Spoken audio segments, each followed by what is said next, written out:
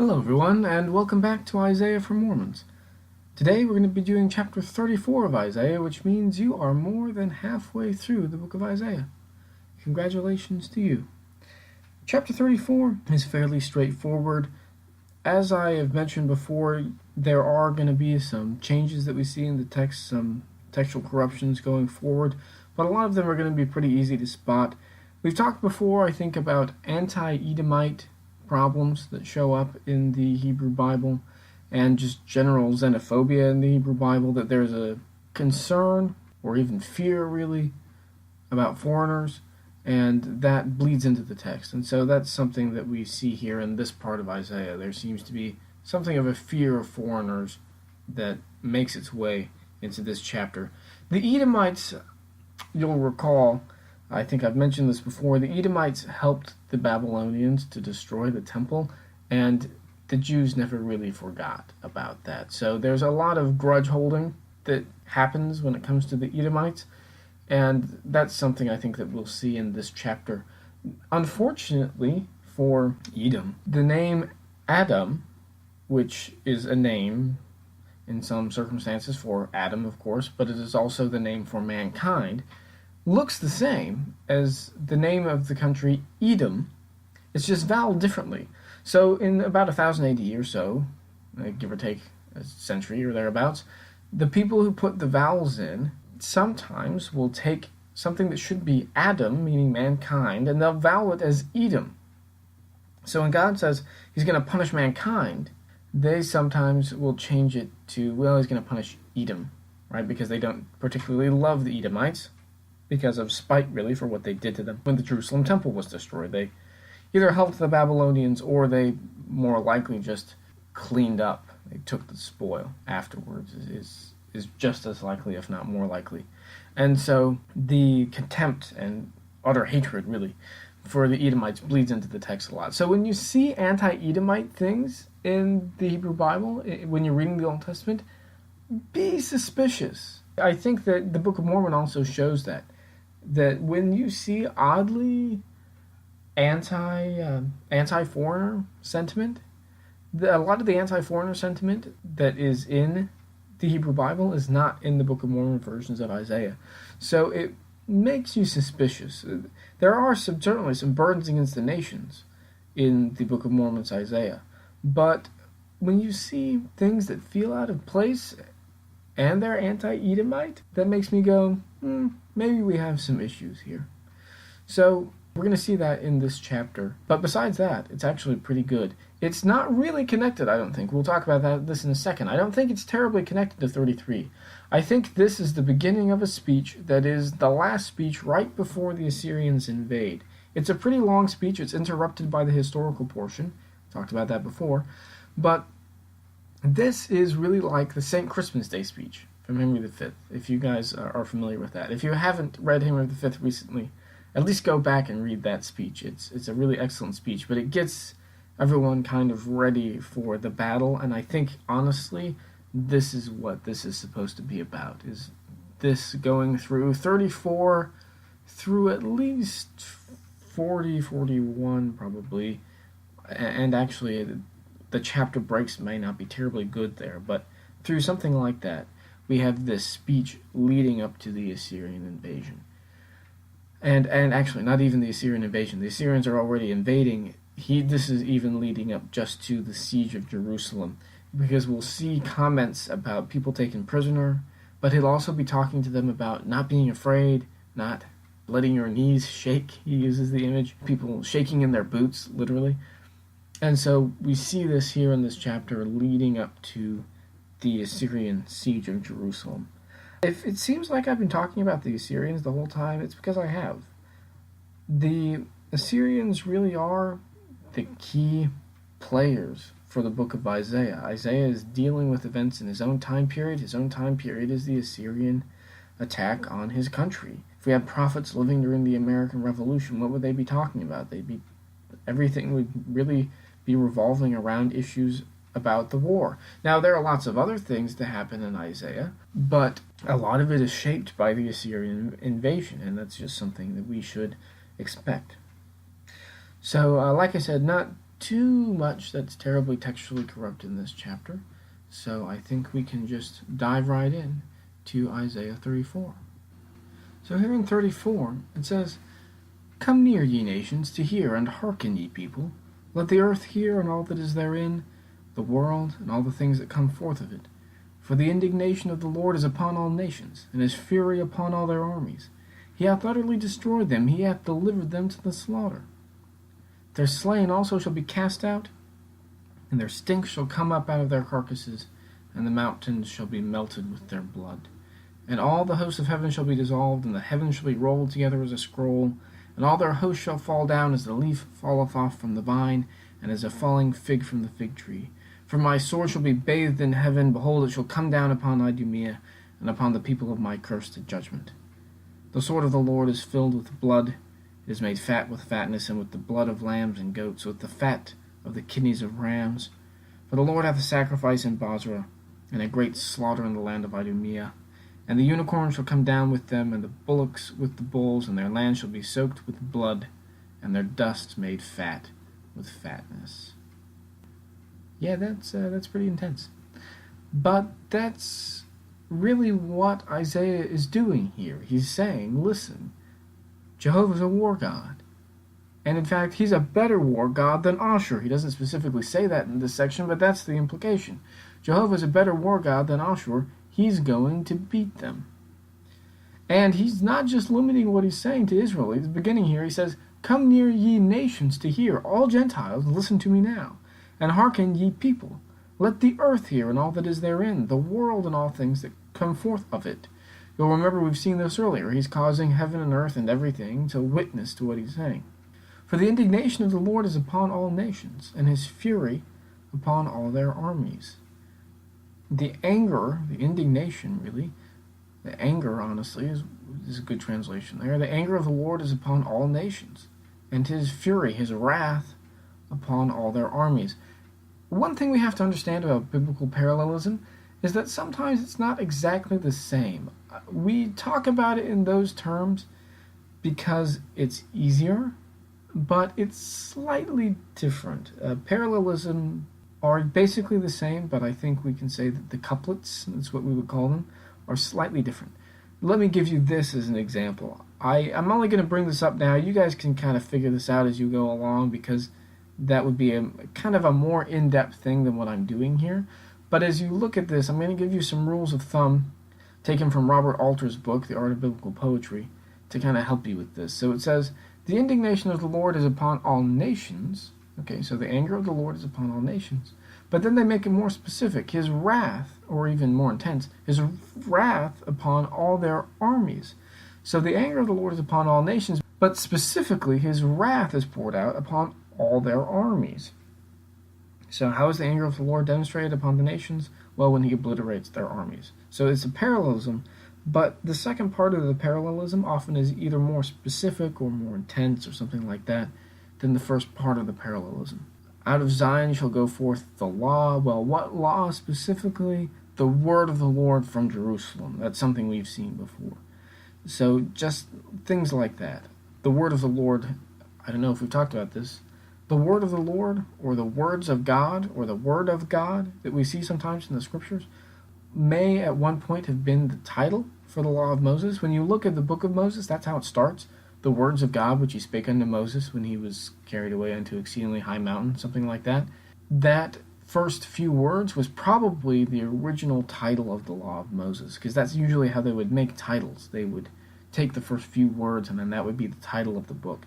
So presumably that was the title originally of the law of Moses. So when it says the word of God sometimes in the scriptures, or the word of the Lord, because those can sometimes be interchangeable, or the words of God, that may be an allusion to actually the law of Moses. So in that parallelism we've seen earlier in Isaiah, "Out of Zion shall go forth the law," specifically the word of the Lord, that's the name of it, of the book, from Jerusalem. So it's a parallelism specifying what is slightly more general in the first part. So that's what we get here. "For the indignation of the Lord is upon all nations, and his fury upon all their armies. He hath utterly destroyed them, he hath delivered them to the slaughter. Once again, parallelism. He's completely destroyed them. How? Through slaughter. Their slain also shall be cast out, and their stink shall come up out of their carcasses, and the mountain shall be melted with their blood. You can almost visualize the pile of corpses being depicted here, and the stench of that, which is overpowering. The mountain shall be melted with their blood. Almost the image of mud, of sinking into the mud that is created by the huge amount of blood on the mountains where these people are slain. It's a very disturbing image. And we know that this is not necessarily an exaggeration, that things like this have happened in the history of warfare. Josephus tends to exaggerate, but even if you take his exaggeration into account, there was so much slaughter on the mountain where the temple was when the Romans invaded in 70 AD that the ground was slick, literally difficult to walk through the blood. That's a terrible image, but that's the picture Isaiah is painting here. And all the host of heaven shall be dissolved, and the heavens shall be rolled together as a scroll, and all their host shall fall down, as the leaf falleth off from the vine, and as a falling fig from the fig tree. Now there's a slight variation here in the Dead Sea Scrolls. It says, the mountains shall be melted with their blood, and the valleys shall be dissolved, or the valleys shall be broken in half. That kind of works better, I think. The mountains shall be dissolved, mountains shall be melted with their blood, and the valleys shall be broken in half. So that kind of works. This idea of everything just being destroyed. And the heavens shall be rolled together as a scroll, and all their host shall fall down. So what is this? The heavens shall be rolled together as a scroll. You have to understand that at this time, people thought that there was water, actually, above the earth. That there was a giant dome, and that the giant dome had stars kind of hanging on it, as it were, and that above that dome was water. And if you were to remove the dome, the watery chaos of the universe would come in and destroy everything. The word in Genesis, firmament, really could better be translated as plate. And so that's what we're getting here. All the hosts of heaven shall be dissolved, and that may not be right, and the heavens shall be rolled together as a scroll. So this plate is being rolled up like a scroll, and all their hosts shall fall down. The hosts of heaven, in many cases, are the stars. That's sometimes what's being referred to. So the stars will fall down when the plate is rolled up, just like leaves falling from the vine and as falling figs from the fig tree. So the stars are going to fall from heaven, just like figs fall from a tree. For my sword shall be bathed in heaven. This is probably a textual corruption. Probably should be something like, Dead Sea Scrolls seem to indicate, my sword shall come down from heaven. Behold, it shall come down upon Idumea, makes some sense, and upon the people of my curse to judgment. And here's another small textual issue. Remember what I said, vowels were not put in until later, before it was unvoweled? In an unvoweled text, this can be Adam, or mankind. So, for my sword shall come down from heaven, behold, it shall come down upon mankind, and upon the people of my curse to judgment. You see, so it's once again the specificity increasing through the parallelism. The beginning of it is sword's going to come down on all mankind, but then making it more specific, and it's going to come upon the people of my curse to judgment. So not just mankind, the people he's specifically going to destroy as justice upon them. That's the implication of to judgment there. The sword of the Lord is filled with blood. It is made fat with fatness, and with the blood of lambs and goats, with the fat of the kidneys of rams. For the Lord hath a sacrifice in Bozrah, and a great slaughter in the land of Idumea. Now, one of these things is not like the other. As I said before, always be suspicious of anti-Edomite insertions into the text. So let's read it without the anti-Edomite sentiment. Remember, we've been talking about mankind's being cursed and punished. The sword of the Lord is filled with blood. It is made fat with fatness, with the blood of lambs and goats, with the fat of the kidneys of rams, and the unicorn shall come down with them. Right? Makes perfect sense. besides the fact that there's unicorns. We'll talk about that in a second. He just is continuing to list the animals that are going to be sacrificed. But then, for some reason, there's this line, "For the Lord hath a sacrifice in Bozrah and a great slaughter in the land of Idumea." It's a strange and unnecessary, really, addition to the text. He's talking about kind of punishing mankind, and then here we get something about the Edomites. Well, presumably people saw Edom, or what really should have been Adam in verse 5, meaning all mankind. They thought it was supposed to be Edom because they didn't love the Edomites, and then they wanted to specify this is definitely the Edomites that are being punished, so they add that second half of verse 6, "For the Lord hath a sacrifice in Bozrah and a great slaughter in the land of Idumea," to emphasize the Edomites are the ones getting punished here. Really, that probably shouldn't even be there because it doesn't even really work with the rest of the chapter, so we'll just chalk it up to xenophobia and move on. So, it says, "The sword of the Lord is filled with blood." In other words, it's being covered with blood because of the slaughter taking place. "It is made fat with fatness." This is a kind of disturbing image, but when you kill fatted animals, when you make sacrifices, there is so much fat in the animals, usually, that the fat also kind of gets everywhere. That's a kind of disturbing image, but that's what he's talking about. It is made fat with fatness, or greasy with fat, we might say. "And with the blood of lambs and goats, with the fat of the kidneys of rams." So we've seen this idea before, that he is comparing it, what's going to happen to the nations, it's going to be like a sacrifice. But this is not going to be people offering human sacrifice. This is going to be God coming in and killing these people, and it's going to be like a sacrifice. So once again, kind of a disturbing image. But whoever is doing this wanted to make that explicit, and it wanted to throw the Edomites under the bus, so it says, "For the Lord hath a sacrifice in Bozrah, and a great slaughter in the land of Idumea." But that doesn't really work, so let's just continue with what it should be.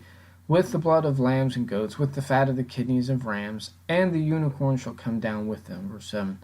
Unicorns, Joseph Smith makes a little Joseph Smith translation that says, this is actually the Hebrew word re'im. It's funny because he actually puts the Hebrew in here, which is interesting. He usually doesn't do that. And then he says re'im means wild ox. So Joseph Smith has made it very clear, no, this is not unicorns, as much as this is every small child's dream that there might be unicorns out there somewhere. The Bible is not talking about unicorns, it's talking about wild oxen. So the unicorn shall come down, the wild ox shall come down with them, and the bullocks with the bulls. Once again, the Dead Sea Scrolls emphasizes these are just other animals being sacrificed. This is a list of animals being sacrificed if you pull out that little addition. And their land shall be soaked with blood, and their dust, once again, made greasy with grease, made fat with fatness. That's what it says. So this is a small chiastic unit, 6 and 7. A chiasm, if you'll remember, it starts talking about one thing, it leads up to a point, and then it goes backwards and talks about the same things until it begins at the beginning again. And that's what we appear to be having here. And it's everything being slaughtered is kind of the center point of the chiasm here. So then as we continue, he continues to specify about this. For it is the day of the Lord's vengeance, and the year of recompense for the controversy of Zion. And the streams thereof shall be turned into pitch, and the dust thereof into brimstone, and the land thereof shall become burning pitch. It shall not be quenched night nor day, the smoke thereof shall go up forever. From generation to generation it shall lie waste, none shall pass through it, forever and ever. And so he says, it's the day of the Lord's vengeance. This is finally the time when God is going to really avenge himself, as it says, on the Assyrians and on their allies for what they've done to Israel and Judah. And the year of recompenses for the controversy of Zion, for the fight that's taking place, the siege of Jerusalem. God is going to recompense that upon Israel's enemies. And the streams thereof shall be turned into pitch, and the dust thereof into brimstone. and the land thereof shall become burning pitch. Probably alluding here to Zion. The area around it is going to be like pitch, which is so he says usually there are streams of water, but it's going to be like pitch, which is something that burns well, and it can be used to seal things like baskets, but it's almost a tar-like substance. And the dust thereof into brimstone, which is sulfur, both of which burn well and continue to burn and have kind of a grotesque stench. So everything is going to be burning, and the land thereof shall become burning pitch. Everything is going to burn. It shall not be quenched night or day. The smoke thereof shall go up forever. From generation to generation it shall lie waste. None shall pass through it forever and ever. So it could be, it says the recompense for the controversy of Zion. So this could be the area right around Jerusalem while this is happening. Everything's being destroyed by the Assyrians, but it could also be the streams thereof, thinking this is actually like Assyria, where this is going to happen. Areas like Assyria and its allies are going to experience this, so that's probably what we're looking at here. These areas are going to become absolutely desolate. They're going to be burned by the Lord, and they're going to be so desolate nothing's going to inhabit it forever and ever. But the cormorant and the bittern shall possess it. Let's just continue with this because it's kind of a strange thing. What are all these little animals? But the cormorant and bittern shall possess it. The owl also and the raven shall dwell in it.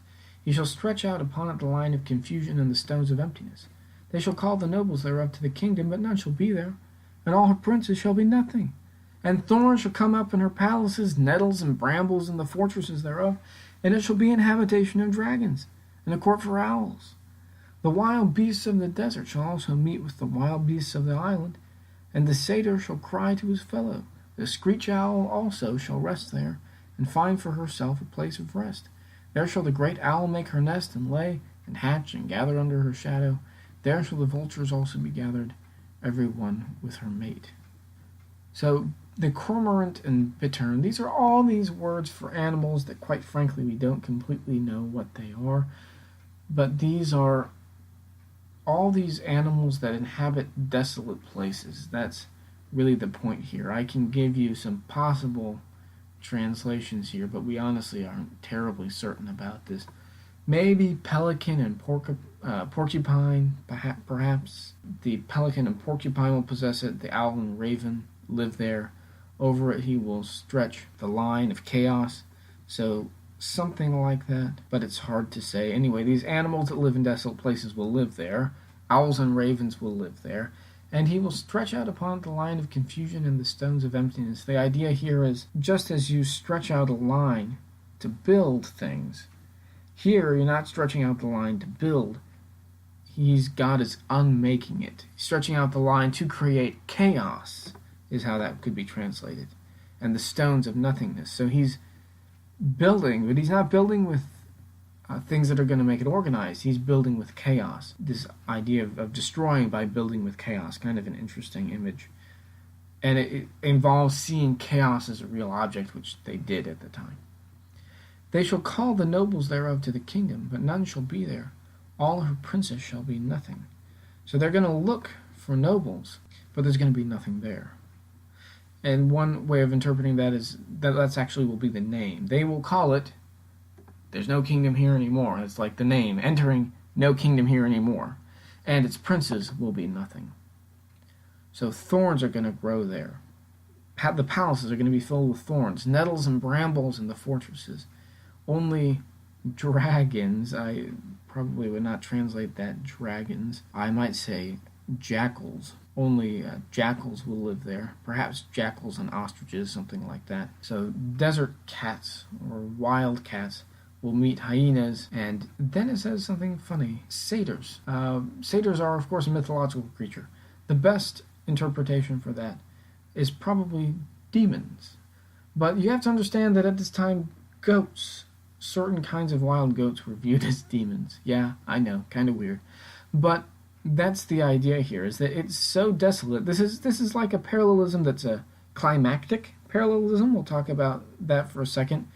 That sometimes in parallelism, it's just a short thing leading up from something general to something specific, but sometimes it does that over a period of verses. So first you have just little, like porcupines and owls, and you're like, okay. And then you have more sinister animals and more sinister animals until finally you have demons here at a climactic, as part of this climactic parallelism that continues even to build up to more grisly images. So that's something called climactic parallelism. We'll continue to see it. I'll point it out sometimes, but I think it's pretty obvious when you know what you're looking at. So that's one of these things. It keeps building up and building up. So it's going to be for owls, the satyr, or like I said, the goat demon, will call to each other. The screech owl shall rest there. Actually, what's interesting is that you get very distinctly demons in the Dead Sea Scrolls. It very clearly alludes to demons here. Now, their interpretation is maybe a little bit off, but they're definitely alluding to demons in this verse. Instead of owls, it's a little bit stronger here. So the screech owl, or really the demon, shall rest there, and find for her place a place of rest. There shall the great owl make her nest, and lay and hatch, and gather under her shadow. There shall the vultures also be gathered, every one with her mate. So this is kind of odd. Vultures. Why are vultures there? Presumably because there's something to eat. And of course vultures eat carrion. So you get this idea of this climactic parallelism. At first you got owls and porcupines. Okay, they're not great, but okay. And then it continues to build up to demons, and then finally you get vultures. Implication, there are still corpses piled up there. Even after years and years. There are nettles growing, but there's still enough corpses there to provide the vultures something to pick at. Right? A very, very, obviously not terribly realistic, but very unsettling image that we get here. So he's painting this picture of God coming in, destroying everything, and it's completely desolate. There's no human habitation left. It's completely desolate. The lone creatures of the wilderness and even the demons have taken over. So then he concludes, Seek ye out of the book of the Lord and read, No one of these shall fail, none shall want her mate. For my mouth it hath commanded, and his spirit it hath gathered them. And he hath cast the lot for them, and his hand hath divided it unto them by line, and they shall possess it forever. From generation to generation shall they dwell therein. So he says, this is written in the book of the Lord forever. In other words, this is totally immutable. None of these are ever going to leave. And they're all going to continue to reproduce. In other words, each will have its mate. Because God has said this is going to happen, and it's his spirit that has brought them there. So God has destroyed everything and allowed these creatures to inhabit this place. It is he who hath cast lots for them, and has divided for them by his hands with the line forever. This idea that they are always going to possess it. From generation to generation, it's going to be desolate. Nothing is ever going to live there. He's built this chaos palace for these desolate creatures of the wilderness to come to inhabit. So Isaiah's laying it on pretty thick in this chapter. God is going to protect you guys. God is the ultimate war god. Jehovah is the ultimate war god. He is going to slaughter these people as though it were like a sacrifice. That's very kind of uncomfortable, but that's the image that's being painted here. Everything is going to be so desolate that only the most desolate creatures of the wilderness are going to live there. And it's going to be like that forever. What's interesting is that in some parts of the ancient Near East, this did actually happen. There were some places that were destroyed so thoroughly that they were not really occupied to speak of again. And so when God talks about this here, when Isaiah talks about this revelation from God here, that's a very actually apt image. It ends up being really exactly what happens. So this is really, we're going to continue with this in the next chapter, but this idea that the Assyrians are coming in, they're going to cause major problems, yes, but God is going to cause them an even bigger problem. is really what we get here. And this is a very violent and kind of disturbing chapter, but the point and how the people in Isaiah's time would have taken it is God is going to protect you guys. Yes, this is going to be a difficult period, but God is going to protect you, and He is so powerful. He's such a superior war god to Ashur, the god of the Assyrians, that He's going to completely obliterate them. So don't be worried. God is going to protect you, and you're going to be safe. He emphasizes this in the next chapter. Like I said, this is just the beginning of the speech, so we'll see his sort of rhetorical capabilities as we go through this speech. I may go back and kind of review some other things as we go into this next speech because it's chopped up, but we'll cross that bridge when we come to it. So anyway, I just really want to emphasize that this is what Isaiah is trying to say, that people should not be afraid. That's what we get with the rest of this speech. God is so powerful. His capacity for destroying Israel and Judah's enemies is so incredible that nobody should be worried. Don't be afraid. God is powerful. He's in control here. He can take care of anything that you might have. Anything that you could possibly come up against, God can take care of. So next time we're going to talk a little bit about how this all hangs together as a speech, and so we will see you guys next time.